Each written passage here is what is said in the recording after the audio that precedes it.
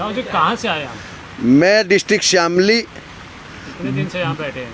अजी 2 महीने से आप बैठे हुए हैं। अजी हमें हो गए 10 महीने हो जाएंगे, अब की 27 तारीख को 10 महीने आपको होने वाले हैं, लेकिन सरकार तो आपकी बातें बिल्कुल नहीं मान रही अजी है। वो तो बिल्कुल कह रही है कि कानून किसी हाल में वापस नहीं होंगे। अजी सुनो तो, हम भी तो नहीं थके, चाहे 10 साल लगे, हम इतने यहाँ से घर वापसी नहीं होगी, इतने एक काले कानून वापिस नहीं हो रहे। एमएसपी को टूटी तो हो गई ना, जो आपकी बेटी मानते थे जैसे पूनम पंडित को, अब वो उसके पोस्टर लॉन्च हो रहे कि वो बीजेपी के कार्यालय। अजी वो पहले से ही बीजेपी से मिली हुई थी, उसे बीजेपी ने जो है इसमें किसान आंदोलन में घुसेड़ा था पैसे देकर, उसे जो है मतलब आप लोगों को पहले से पता था? नहीं नहीं, हमने तो उसे 6 महीने से गाजीपुर बॉर्डर पे नहीं घुसने दिया। हमें तो जब से उसका मालूम हुआ था कि ये जो है दलाल है बीजेपी की, बीजेपी ने यहाँ घुसेड़ रखी है, तो उसे हमने यहाँ गाजीपुर बॉर्डर पे घुसने नहीं दिया। मोर्चा के स्टेज पे तो जा रही थी ना वो, सुनो जब वहाँ किसान यूनियन के वॉलंटियरों ने उसका विरोध किया कि तू बीजेपी की एजेंट है, जब वो हल्ला करती फिर रही पूरे देश में, अब मुझे जो है वहाँ मेरे साथ छेड़खानी करी गई। क्या लेने गई थी? जब उसे किसानों ने बता रखा कि तुम बीजेपी की दलाल हो, तुम हमारे आंदोलन में नहीं शामिल हो सकती, तो वो क्यों आती है हमारे आंदोलन में? तो वो साफ तौर पे कह रही है कि टिकैत साहब ने मुझे स्टेज पे बुलाया, मेरी 2 दिन पहले टिकैत साहब से बात हुई थी। नहीं, वो तो बोल रही है, वो इसका स्पष्टीकरण टिकैत साहब से ले लें आप। क्या आपने उसे इनवाइट किया था? क्या आपने उसे वो तो टिकैत साहब बताएंगे कि भाई उन्होंने इनवाइट किया था कि अगर उन्होंने नहीं, आप कह रहे हैं ना कि किसान मोर्चा तो उसका पहले से विरोध करता था, लेकिन वहीं वो उनका बयान आ रहा है, उसी दिन वहीं से आ रहा है कि टिकैत साहब ने मुझे बुलाया था इसलिए नहीं, झूठ बोल रही ना वो, रहना सहना वहाँ पे वो झूठ बोल रही ना, वो झूठ बोल रही, वो झूठ कह रहे कि मेरा रहना रुकने की व्यवस्था भी टिकैत साहब ने करवाई, वो झूठ बोल रही। अगर वो एक साइड की बात है ना, वो दूसरी साइड की बात तो मैं बता रहा हूँ ना आपको कि किसान जो है आंदोलन में उसकी कोई आवश्यकता नहीं थी, और जब से उसका पता लगा था कि ये बीजेपी की दलाली कर रही है, बीजेपी आंदोलन को तोड़ने की वो चाल चल रही है, और दूसरे तो हमने यहाँ से भी खदेड़ दिया था। आप कह रहे हो कि उसका विरोध हो रहा था, आप कह रहे हो कि वो बीजेपी के दलाल थी। मैं एक सवाल आपसे करना चाहूँगा, ये जो आंदोलन है किसान आंदोलन किसी संगठन विशेष का है, पूरे देश का है? ये पूरे देश के किसानों का आंदोलन है। इसका जीता जागता उदाहरण ये है कि जहाँ भी कोई भी आ सकते हो, बीजेपी के सपोर्टर भी किसान हो सकते हैं। सुनो, किसान तो किसान है ना, जो उसको बीजेपी से आप पार्टियों से जो इस आंदोलन को तोड़ना चाहता है वो किसान कैसे हो सकता है? किसान नहीं तोड़ सकता। वो तो आंदोलन किसान बीजेपी के खिलाफ तक बोलती हैं। सुनो, बीजेपी का अगर कोई बंदा होगा वो बीजेपी के खिलाफ हो सकता है वो अपने को जो है राजनीति में घुसेड़ना चाहती हो, किसान आंदोलन का विरोध करके और बीजेपी का और दूसरे उनका विरोध करके भी आपको अपना वो राजनीति में स्थापित करना चाह रही हो अपने को। मतलब आपका मतलब ये है बीजेपी सरकार जो पार्टी है उसका इतना स्तर गिर चुका है कि आम लोगों को, अब आम किसानों को हाँ, मैं दावे से कह सकता हूँ कि इतना स्तर बीजेपी का गिर गया, क्योंकि कभी वो सिंघू बॉर्डर पे जो है भाड़े के टट्टू भेज के किसान आंदोलन के खिलाफ आवाज नारे लगवाते हैं, कभी हमारे गाजीपुर बॉर्डर पे किसी अनुसूचित के किसी व्यक्ति को जो है ये मंत्री है वो यहाँ पे आके जो है उसमें वो करते हैं, कभी जो है यहाँ का गाजियाबाद से विधायक हैं, ये लोनी से विधायक हैं, वे आके यहाँ जो है गुंडागर्दी करते हैं। यही तो मैटर था वो 27-28 की रात्रि में जब उन्होंने यहाँ से आके किसान आंदोलन को तोड़ने का प्रयास किया था। मोदी जी तो कह रहे हैं कि एक फ़ोन कॉल की दूरी पे आप एक फ़ोन कॉल करो, मैं सुनो, आप जा क्यों नहीं रहे, मीटिंग क्यों नहीं कर? मेरी सुनो, अगर देश में एक कहीं कुतिया एक्सीडेंट में या एक कुत्ता एक्सीडेंट में मर जा और तुम्हें उस पर खेद व्यक्त करते हैं और उस पर कमेंट करते हैं, हमारे 600-650 किसान जो है शहीद हो गए बॉर्डरों पे, आज तक 2 शब्द उनके मुंह से ये नहीं सुने अगर भाई उस पर संवेदना भी व्यक्त कर दें। तो कह रहे ना, तो आप लोगों के हित में कानून लेके आए, आप मान ही नहीं रहे। नहीं, हमारे हित में सुनो, एक आदमी अगर आप मुझे रसगुल्ला खिलाना चाहते हैं, मुझे रसगुल्ला नुकसान देता है, मैं आपसे हाथ जोड़ के रिक्वेस्ट करता हूँ कि मैं रसगुल्ला नहीं खाता, आप क्यों प्रयास कर रहे हैं मुझे रसगुल्ला खिलाने का? जब हम जो है ये कानून का हमें कोई लाभ नहीं जच रहा, क्या लाभ है इन कानूनों का? भंडारण की, हाँ मैं बताऊंगा, भंडारण का सीमा इन्होंने तोड़ दी। बड़े बड़े पूंजीपति अनाज का, दालों का और जो खाद्यान्न है उनका जो है बड़े बड़े भंडार बना लेंगे। देश में जो है आम आदमी जो है भुखमरी की कगार पे पहुंच जाएगा। वे महंगे रेट पे जो है उसे बेचेंगे। जिस तरह हिमाचल प्रदेश के किसानों के साथ आज अडानी ने जो है वहाँ का सेब 15-20 रुपये किलो में खरीद लिया, और आज वो ही सेब हमें जो है 250 और 200 रुपये में एक अडानी की चिट्ठी लग के सेब पर हमें दिल्ली के मार्केट में मिल रहा।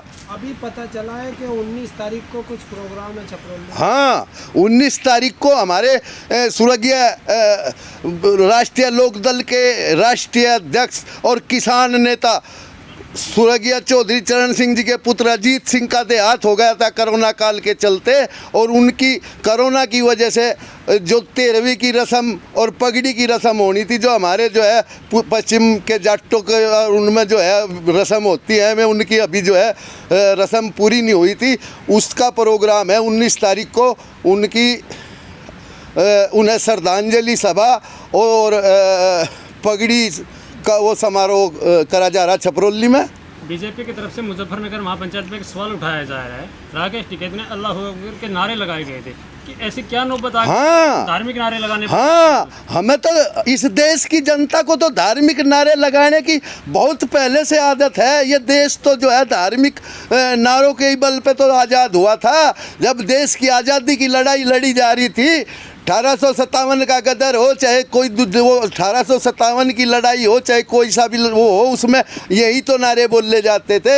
इसमें जो है सिखों के प्रति जो उनके धार्मिक नारे हैं वे भी बोले जाते हैं। मुस्लिमों के प्रति जो मुस्लिम उनका यही है कि किसान आंदोलन से जय जवान जय किसान जय हिंद के नारे लगने चाहिए थे, उसकी बजाय अल्लाह अकबर के नारे। नहीं, हमारी तो किसान यूनियन के सारे धरनों पे जो है जो बोले सो निहाल के नारे भी लगते हैं। सत श्री अकाल के नारे, जो बोले सो निहाल, सत श्री अकाल, हर हर महादेव, अल्लाहू अकबर के नारे लगते हैं और ये लगते रहेंगे। क्यों मिर्ची लगी बीजेपी वालों के हमारे नारे सुन के? अगर ये तो सांप्रदायिकता के नारे लगाएं तो ठीक है। अगर हम मेल करने के, एकता देश की करने के लिए नारे लगाएं तो इनको मिर्ची लगती है। ये देश को तोड़ना चाहते हैं। किसानों के लिए आप लोग लड़ रहे हैं, पिछले 10 महीने से अलग अलग बॉर्डरों पे बैठे हुए हैं, उन्हीं को एक करने के लिए आप नारे नहीं लगा रहे। जय जवान जय किसान तक का आपने नारा नहीं लगाया, वहाँ पे अल्लाह धार्मिक नारे लगा रहे हो। नहीं, ये धार्मिक नारे हैं क्या? ये देश को जोड़ने के नारे हैं।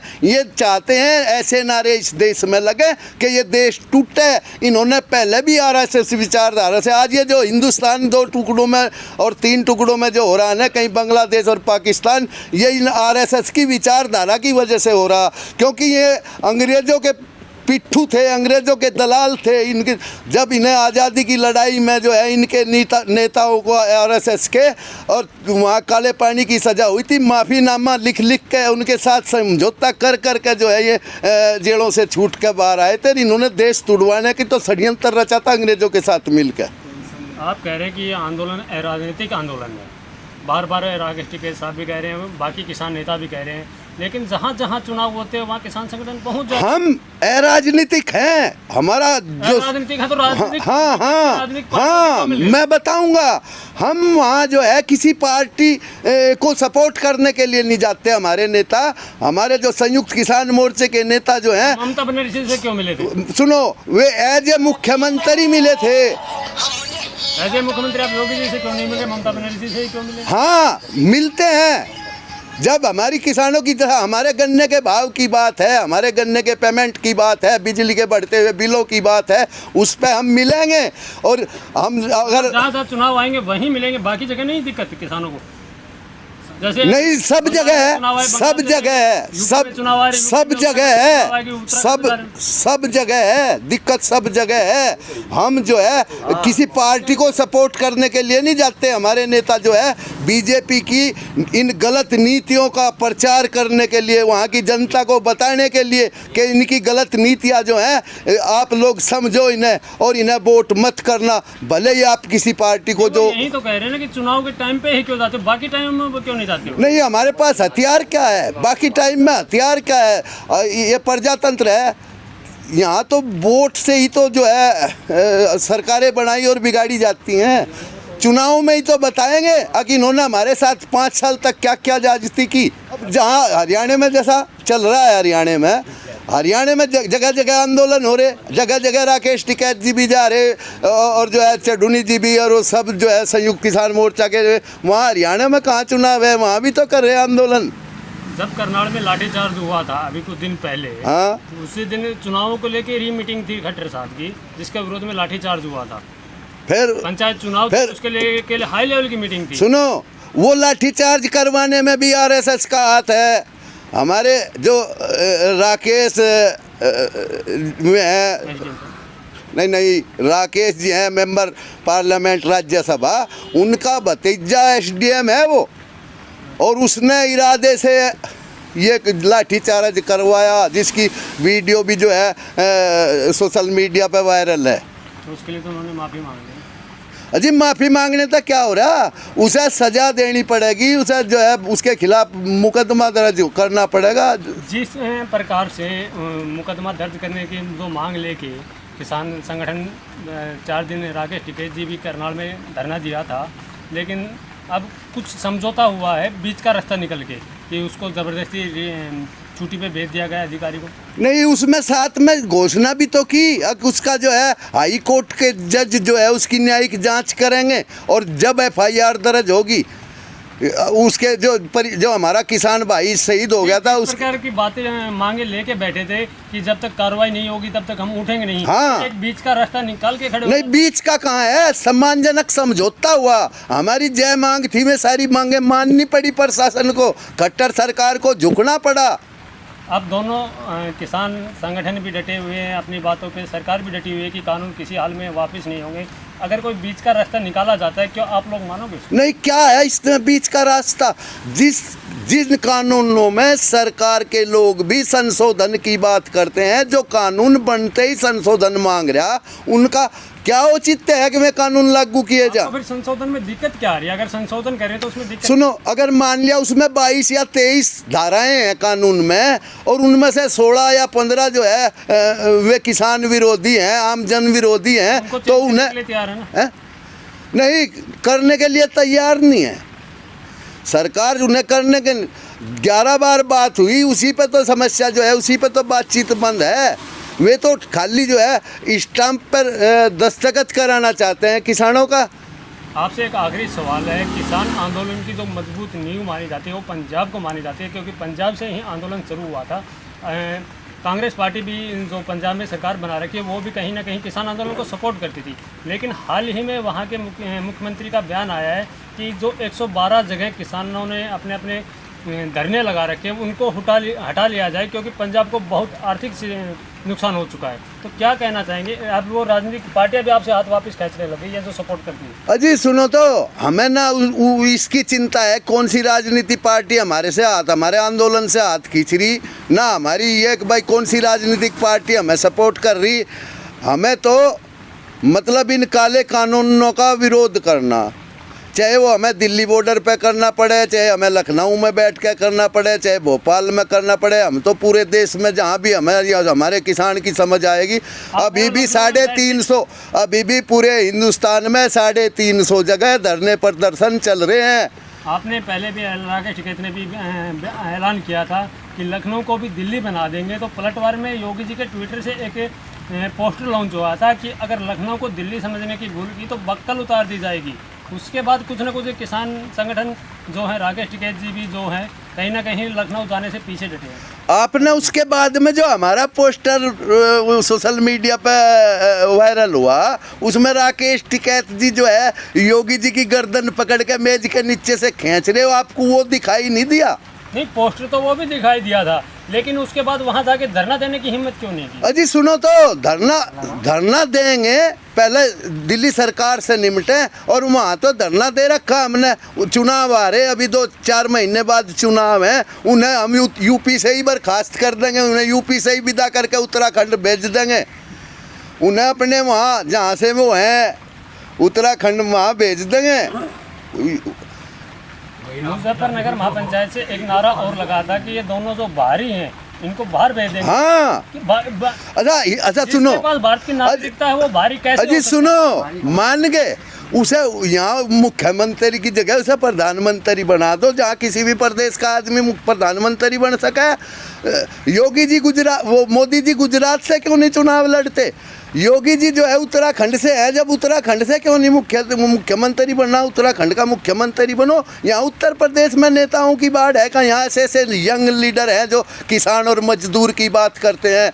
सैकड़ों काम पिछली सरकार थी, अखिलेश जी की सरकार थी पिछली, हजारों काम तो मैं गिनवा सकता हूँ जो उन्होंने जो है किए प्रदेश में। इन्हें एक काम करने के लिए भी फैक्ट्री का फोटो तो जो है अमेरिका का उठाया और सड़कों का फोटो जो है बंगाल से उठाया। ये है विकास उत्तर प्रदेश का। इन्हें मुख्यमंत्री बनाकर इस आने वाली सल्तनत को बर्बाद कर दे, हमारी जो आने वाली पीढ़ियाँ हैं उन्हें बिल्कुल चौपट कर दे। आखिर इन लोगों को जिताते भी तो आप लोग ही हैं ना। अजी बहका लिए थे, इनके बहकाए में आ गए थे हम। इन्होंने हमें बहका लिया था। क्या बहका दिया था? क्या आपको बहका? अजी बहुत झूठ बोला था, तुम्हें 400-450 रुपये गन्ने का रेट देंगे, तुम्हें जो है 8 दिन में पेमेंट हो जाएगा तुम्हारा, और जो है 15-15 लाख रुपए खाते में आएंगे, काला धन लाएंगे पूरे। सुनो, 15-15 लाख के जुमले में आप आ गए थे। अगर अब सरकार कहती है कि 20-20 लाख तुम्हारे खाते में आएंगे, सुनो अजी नु कहा हमारा देसी आदमी, हमारी देसी भाषा, देसी हमारी मिसाल है। नु कहा जो मतलब एक बार किसी के बकावे में आ जा और तुझे फिर सोच समझ ले, हमने सोच समझ लिया हम इनके बीजेपी वालों के बकाये में नहीं आने।